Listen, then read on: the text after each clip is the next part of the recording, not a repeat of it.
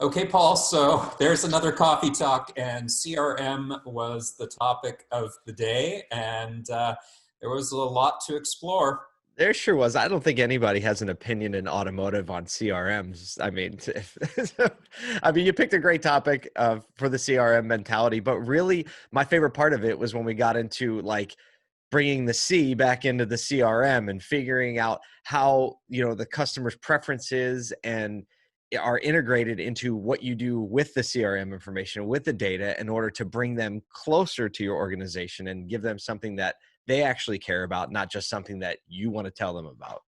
Yeah, I really love this. It's really back to the basics of marketing when we start talking this way about thinking from the customer's perspective. And there was some really interesting ways that people are handling that, such as soon as a customer indicates a preference for one channel, shutting off the other channels and focusing on the one that the customer prefers. I thought that was great.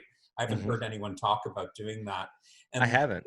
it also came into email marketing. The smaller the list, the more personalized the approach, the bigger the wins. Of course, the marketer's lament is it's a lot of work to do that. Always. So, right. So there was a big challenge there. It's okay. So we know that in the industry, there's this big one of the marketers told a story about, hey, everybody focused on calling people and they sold 45 more cars. They got into their CRM, they did the work, and they sold 45 more cars that month. And did they do it the next month? Nope. Why? Probably because they hit a target, they hit a number, and it was moving back to the way it was. So it is the challenge, like you said, consistency through doing that work.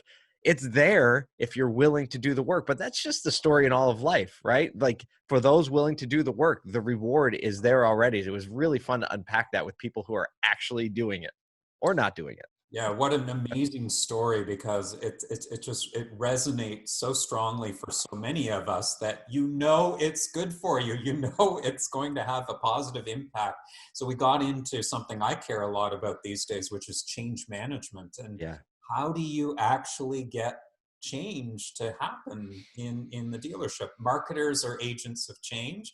Mhm. Of course, it requires everybody in the dealership, all levels of leadership, to actually come together and say, this is important, we're doing it.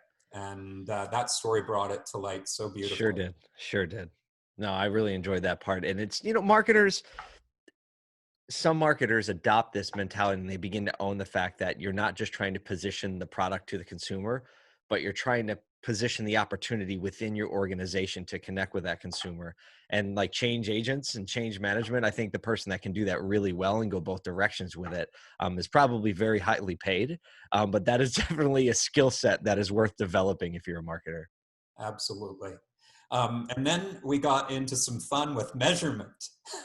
No, boy, did we. But right at the end, we opened up a huge can of worms, and the room lit up, and we were talking about leads and measuring, and the problem with measuring leads and multi-touch attribution, and does the CRM measure properly or does it not? And I think we basically got into, changing our entire industry's mentality uh, as what needs to happen in the future.